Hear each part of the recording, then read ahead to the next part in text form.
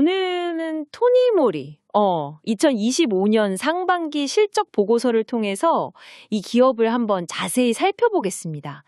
우리가 알던 그 화장품 브랜드 토니모리가 요즘 좀 많이 달라졌다고 하던데요. 네, 맞습니다. 그게 이제 단순히 화장품만 파는 곳이 아니고요. 연결된 회사가 총 9개나 되더라고요. 9개나요? 네, 화장품 유통 판매는 물론 토니모리가 직접 하지만 제조는 자회사인 메가코스에서 하고요. 또 베이펫, 오션, 여기서는 반려동물 간식도 만들고 팝니다. 반려동물 간식이요? 그건 정말 의외인데요? 그렇죠. 거기다 또 토니 인베스트먼트라고 신기술 사업 금융, 그러니까 벤처 투자 같은 것도 하고 있습니다. 꽤 다양해졌죠. 와, 정말 사업 영역이 넓어졌네요. 그래도 역시 핵심은 화장품 사업일 텐데, 대표적인 제품들은 어떤 특징이 있을까요? 네, 그렇죠. 아무래도 주력은 화장품이죠. 스킨케어 쪽에서는 그 원더세라마이드 모찌 토너, 이게 스테디셀러인데요. 보습이랑 진정의 강점이 있고요. 아, 그거 유명하죠. 네. 근데 이게 최근에 원부자재 가격이 올라서 15,000원에서 17,000원으로 가격이 좀 올랐더라고요. 그건 참고하셔야 할 것 같고요. 또 어성초 시카 쿨링 수분 크림 같은 진정 라인도 꾸준히 잘 나가고 있습니다. 그렇군요. 메이크업 쪽은요? 메이크업은 이제 퍼펙트 립스 쇼킹 립이나 게디 틴트 워터풀 버터 이런 제품들이 있는데요. 이건 뭐 강력한 지속력이랑 좀 독특한 색감 이런 걸로 젊은 층, 특히 MZ세대에게 인기가 많습니다. 과거에는 토니모리 하면 딱 길거리 로드샵 이미지가 강했잖아요. 맞아요. 요즘은 좀 판매하는 곳이 달라진 것 같은데 시장에서의 위치나 판매 채널 전략 같은 게 어떻게 바뀌었나요? 아, 그게 정말 중요한 변화 포인트인데요.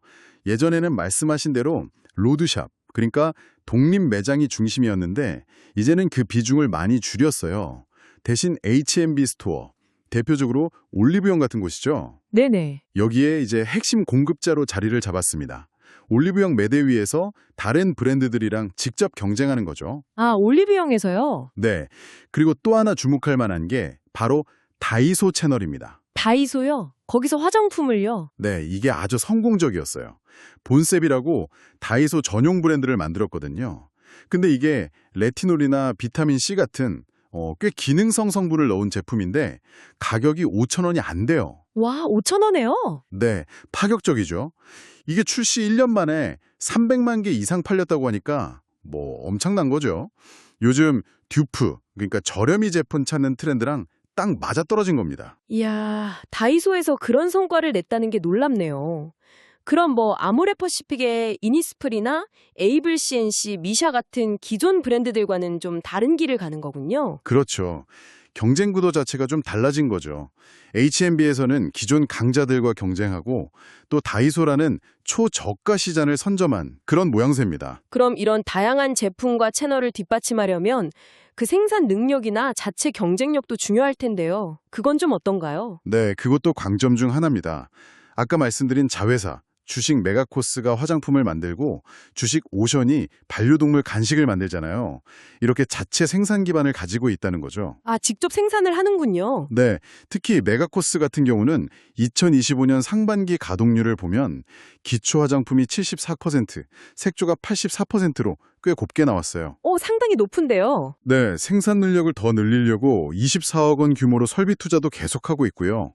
R&D 투자도 꾸준히 하고 또 토니모리 하면 약간 펀하고 유니크한 디자인 같은 거 있잖아요. 네, 용기 디자인이 독특했죠. 그런 제품력에다가 최근에는 무라벨 비건 토너처럼 친환경적인 부분들을 신경 쓰고 있고요. 그리고 무엇보다 아까 말씀드린 유통채널 다각화, 이게 지금 토니모리의 가장 핵심적인 경쟁력이라고 봐야 할 것 같습니다. 이렇게 사업을 확장하고 채널도 바꾸고 하려면 사실 자금도 꽤 필요했을 것 같은데요.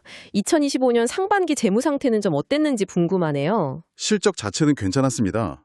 연결 기준으로 매출이 1,114억 원, 영업이익이 92억 원 나왔거든요.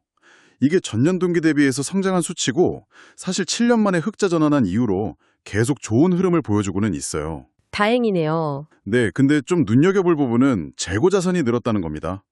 전기 말에 한 191억 원이었는데 이번 반기 말에는 275억 원으로 한 84억 원 정도 증가했어요. 재고가 늘었다는 건 어떻게 해석해야 할까요? 이게 앞으로 잘 팔릴 거 예상해서 생산을 늘렸을 수도 있고요. 아니면 예상보다 좀 덜 팔려서 쌓였을 수도 있죠. 이건 좀 더 지켜봐야 합니다.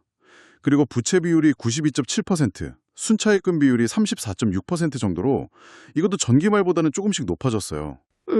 재무 부담이 좀 커졌을 수도 있겠네요. 네, 뭐 성장을 위한 투자 과정일 수도 있지만 어쨌든 부담이 늘어난 건 맞죠. 그리고 영업활동 현금 흐름이 약 마이너스 24억 원으로 마이너스를 기록했는데 이것도 재고나 매출 채권 증가 영향으로 보입니다. 아, 현금 흐름이 마이너스군요. 최근에 보니까 멕시코 울타뷰티 매장에 입점했다는 소식도 있던데 해외 쪽 성과나 다른 이슈들은 없나요? 네, 그 해외 쪽 휴게족 확장을 하고 있습니다. 북미나 유럽뿐만 아니라 멕시코, 인도 같은 신흥시장 개척에서도 성과가 좀 나오고 있고요. 또 뭐 중국 단체 관광객이 늘어난다거나 K-뷰티 관련 드라마가 방영된다거나 하는 그런 외부 요인에 대한 기대감도 좀 있는 것 같고요. 네. 다만 그 전환사채 같은 혹시 나중에 주식으로 전환될 수 있는 물량, 소위 오버행 리스크라고 하죠.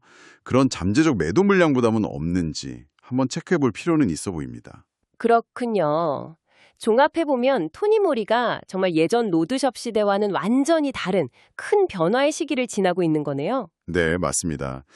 그래서 투자 관점에서 보면 역시 가장 매력적인 건 다이소와 올리브영이라는 새로운 유통 채널을 성공적으로 잡았다는 점, 그리고 자회사 메가코스가 꾸준히 성장하고 있다는 점입니다. 해외 신장 약척도 물론 긍정적이고요. 하지만 리스크도 있겠죠? 당연하죠. 이 새로운 채널들, 다이소나 H&B 스토어에서의 경쟁이 앞으로 더 심해질 수 있다는 점, 그리고 자회사 메가코스 역시 ODM 업계 경쟁이 치열하다는 점은 리스크입니다. 해외 시장의 불확실성도 있고요. 또 하나는 이제 7년 만에 흑자로 돌아서면서 시장의 기대치가 너무 높아졌다는 거. 이게 또 주가 변동성으로 이어질 수 있거든요. 결국 be uncommon, 좀 남달라지지 않은 그 슬로건처럼 토니모리가 이 변화 속에서 정말 차별화된 성장을 계속 보여줄 수 있을지 그게 관건이겠네요. 네. 특히 그 다이소에서의 성공이 그냥 반짝 인기로 끝날지 아니면 정말 장기적으로 브랜드 가치를 올리는 계기가 될지 아니면 오히려 너무 가성비 이미지만 강해질지 앞으로 행보를 좀 지켜보는 게 중요할 것 같습니다.